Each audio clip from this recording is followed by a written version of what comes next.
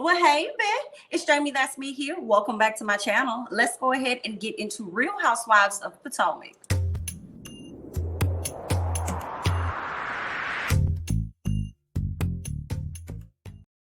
Well, it looks like Miss Ashley done went ahead and had baby Dylan. Okay, so she's getting back readjusted into the household with her old husband. Mia and her family, they decided to go out to the park. She wants to know from her son if he feels like she works too much. And he's like, yeah, I do feel like you work too much, actually. She's like, well, do you understand why it is that I work too much? And he was like, so we can have a big house. And she was like, no, because I want you guys to be able to have a certain type of life and experience things in a way that I did not get a chance to experience when I was a child. Okay. What else did she say? She said she's having a hard time with her own mom. She said she invited her mom to come and hang out with them, spend some time with the grandkids to try and create a bond. And the grandma was like, nah, girl, you don't need my help. You got it. And the grandma only lives like 20 minutes away. Okay, so she said that she's going to try to go out to lunch with her mom because they've never gotten the chance to go out to lunch. So she's hoping that they can do that and try and reconnect in some facet. Okay, what else took place? About Miss Mia. I think that was really it. Her talking to her husband about her mother. Okay, later on we can see Candiace. Candiace has decided to go on a trip. She's going to host the trip for the ladies over there in Williamsburg, Virginia. She says that her grandparents live out in the area. It's a peaceful area. So that's where she wants to take the ladies. She wants to take them somewhere where they can have peace. They can be calm. Life can be good. Okay. Candiace says that, well, her husband lets her know, listen, you know, you're doing this music and stuff. So as soon as you get back, girl, you're going to have to go ahead and get ready to film shoot this video or whatnot. So she's kind of feeling a bit overwhelmed, but she's, you know, gonna get it done. All right. Now her husband asked her, did you invite Ashley? She's like, I invite Ashley. Now, why would I do that? And he said, well, you know, I think it would be nice of you if you actually just, you know, invited her. I think you should, you know, give her a call. She was like, but she just had a baby. I'm sure she's not gonna be trying to leave out the house and stuff like that to come and be with me. And everybody else like, nah, she's probably gonna want to be at home with her kid. He was like, I know, just go ahead. You should give her a call. And Miss Candiace ain't feeling that, which is why I don't believe Miss Candiace did that. Okay, she is not interested in fostering any type of relationship with Ashley. I don't necessarily blame her. I cannot say that I blame Candiace at all for not wanting to have Ashley around at all. But at the same time, it's like if you are going to get to a place where you're forgiving Karen, maybe you could get to that same place with Ashley where you're kind of forgiving Ashley a little bit, and maybe not so much as forgiving her, keeping her at an arm's distance, just like you are with Karen, but maybe just give her a call. You know what I'm saying? And just say, hey, thought about you. You know, I'm doing this trip. I know you had the baby, so I didn't think you would want to go, but just wanted to double check, whatever. Okay, it is what it is. All right, so let's go ahead and move on. Gizelle and Ashley. Gizelle, she tells Ashley about Candiace's mom, you know, and the house and everything about the house being sold and how they want to. Candiace wanted to have this pajama jam celebration about it, okay? Now, baby Dylan done messed around and pooped before Miss Gizelle can finish her statement. Ashley done put her hand in the poop child, and she got shook. And I said, well, that sounds about right, because Ashley always got her hands in some shit. Okay, but we're gonna go ahead and move on. Gizelle brings up the brings up the trip, and Ashley has yet to be invited. Ashley's like, girl, what are you talking about? I didn't even know that there was a trip, girl. What's going on? Okay, Gizelle decides to invite Ashley. She's like, I'm inviting you. Okay, I want you to come. I'm inviting you right now. Okay, here's my problem with that, Gizelle. That's rude as fuck.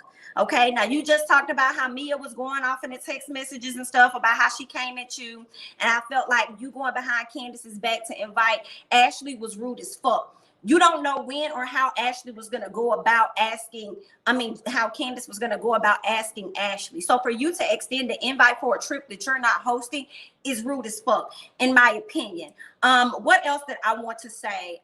You just sat up there and invited Mia to come out to lunch and ask that she not bring Karen. So how is it that you can invite somebody that Ashley would not want to be a part of the trip or whatever? I mean, that Candiace would not want to be a part of her trip. That don't make any sense, okay? You was just upset with Mia and how she came at you You also just sat up there and invited Mia to come and hang out with you and exclude her friend. And now Candiace is asking you to come out and hang out with her, and she didn't include your friend, and you feel the need to invite her. Now, if the shoe was on the other foot and you was throwing the trip and Karen was not invited, you would be mad as hell at whoever decided to invite her. You would feel a way about that. So I don't feel like that was fair.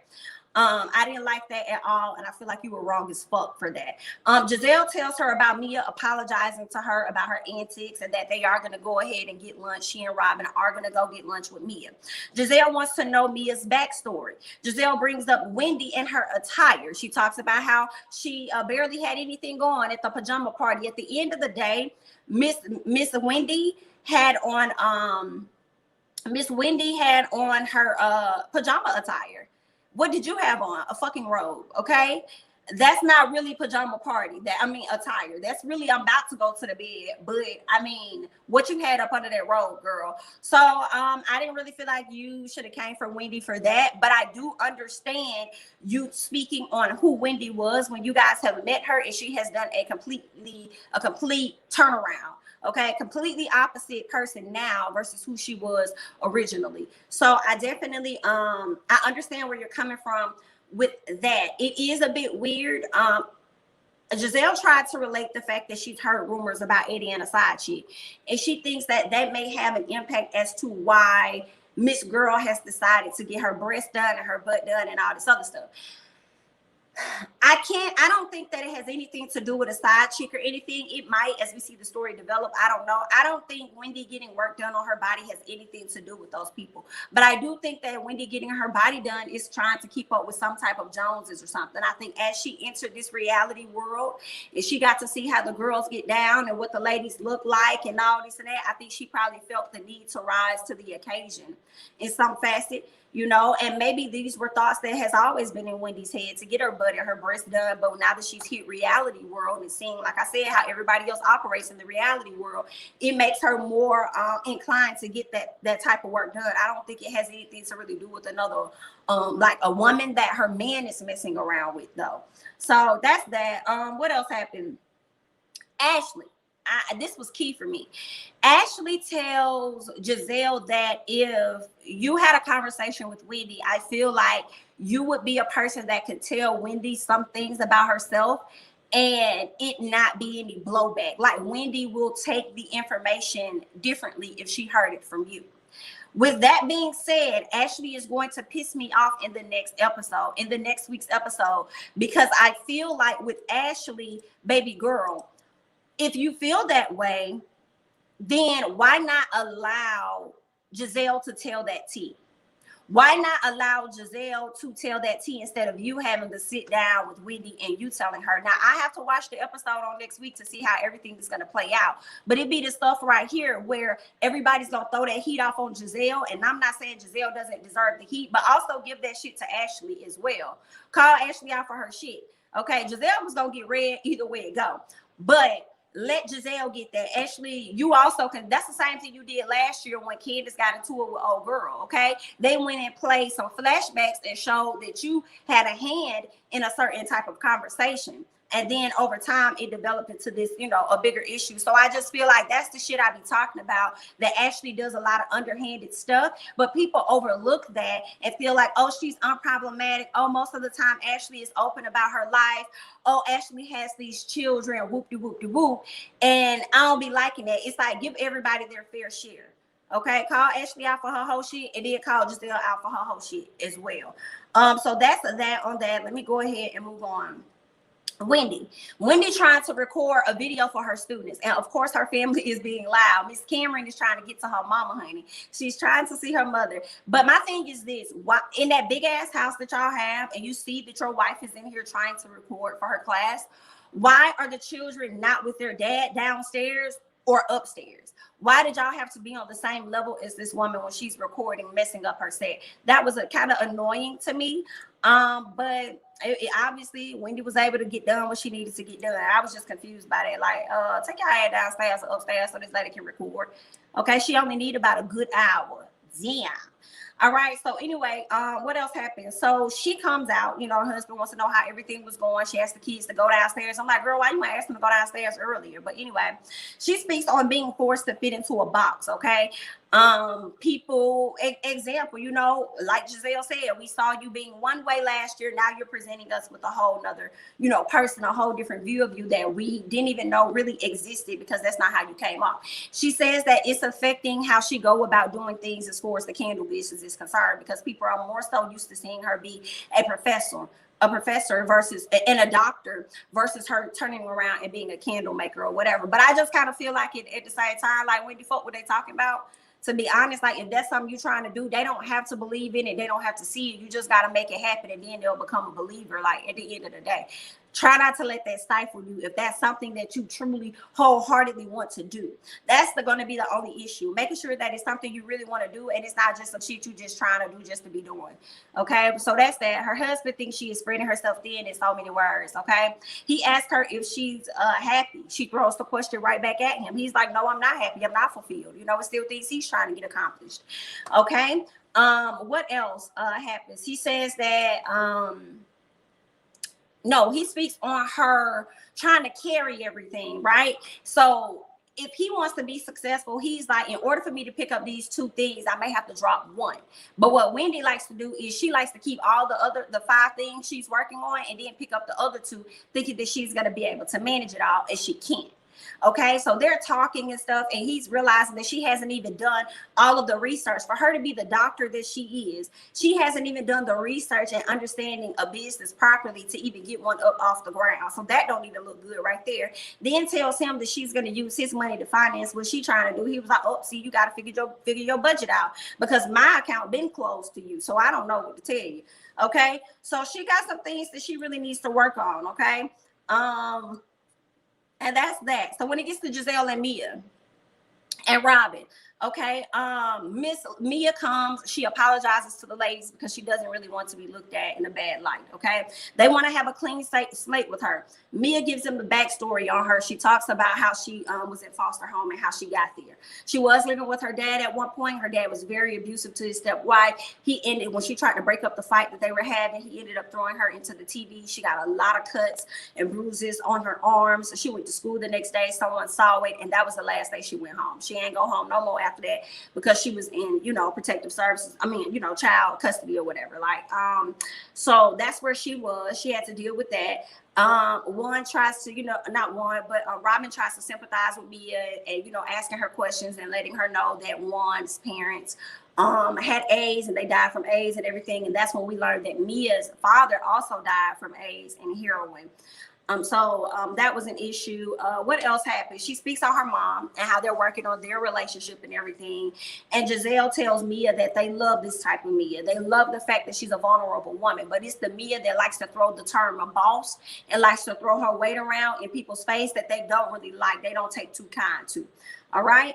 But overall, you know, Gizelle does call Mia a boss at the end of the day, okay? And she does like her. So we'll see how this is going to flow for the ladies, okay? What else happened? Wendy wants to look so young, okay? Probably because people have talked about her from last season about how she was a younger woman, but all of her fashions made her look older than what she really was, okay? And I say that because when they got ready to get on this bus, you know, Wendy had the bodysuit with the high cut and this and that, showing a little hip and a little skin, and just, you know, not the normal Wendy. So I don't know if Wendy could be going through a midlife crisis possibly, or what, but I definitely get the vibe that she wants to look more young and wants to come off as much hipper than what she is. Okay, so we gonna see either that or who Wendy is now is exactly who she always been, but she felt the need to present herself in a different fashion on her first season of the show. Gizelle tells everybody that she invited Ashley. Candiace said, "Girl, you did what?" She was like, "Yeah, I invited her." Oh, but she not gonna stay the whole time. She probably gonna like come like one day. She probably not even gonna stay the night. If you gotta come on a trip only to for like one day, barely stay the night, then why is you coming? For what? What's the point of coming? I won't be leaving my home and my brand new damn baby to go hang out with these hoes for a day. Are you serious? No, I'm gonna come for the whole weekend. The fuck, like, I don't think Ashley should come, and I'm hoping Ashley probably cancels and says that she can't make it, because why would you want to? What's the next thing?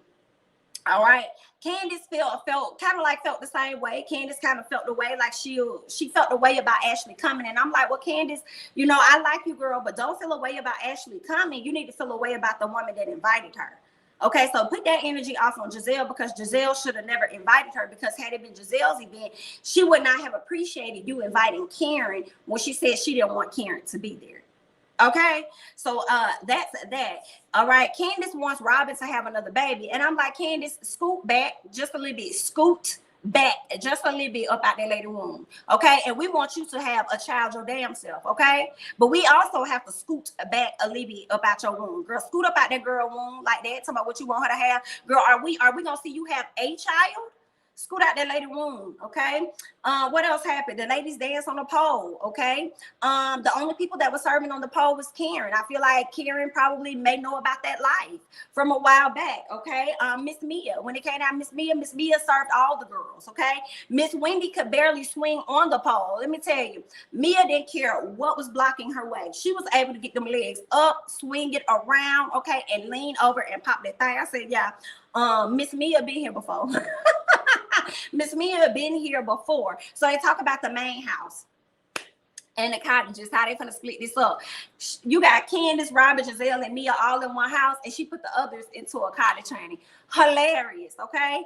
And Candiace was like, well, I feel like since Wendy and Karen getting so close, I figured they wouldn't mind being closer to each other in a cottage. I didn't blame her. Karen, she gonna be leaving out at some point to go to Surrey, and she wants Mia and Wendy to come with her. I got a feeling Miss Mia gonna be trying to hang back with the girls. I don't know. I feel like she gonna be trying to hang back with the other ladies. Okay, so they sit around the table. Gizelle tells Robyn, like, I wish you were upstairs. And then Robyn says, okay, Mia, I'm going to take the upstairs and you'll get the downstairs. First of all, and if I wish Mia would have snapped back on her and it would have been warranted in that moment. I think Mia didn't say anything because Mia just was able to smooth things over and probably don't want to go back to where she was with the ladies in a negative space. But if she would have clapped back on her and said, is that a question? Are you asking me? Oh, okay. So you want, yeah, sure, you can get it. You know what I'm saying? Like at the end of the day, Mia probably didn't give a damn because Mia really wanted to be in the main house. But it's about how you go about things. And Robyn, who are you to try and son somebody and tell them what it is that they are going to do? I did not like that at all. And since Gizelle wants you upstairs so damn much, Gizelle should have went and asked Mia, can she and you swap rooms instead of you sitting up there just asking her that. Or not asking, but telling her that, sonning Mia, and Mia going along with it. Girl, bye. Okay, and I'm like, first of all, y'all in the main house together.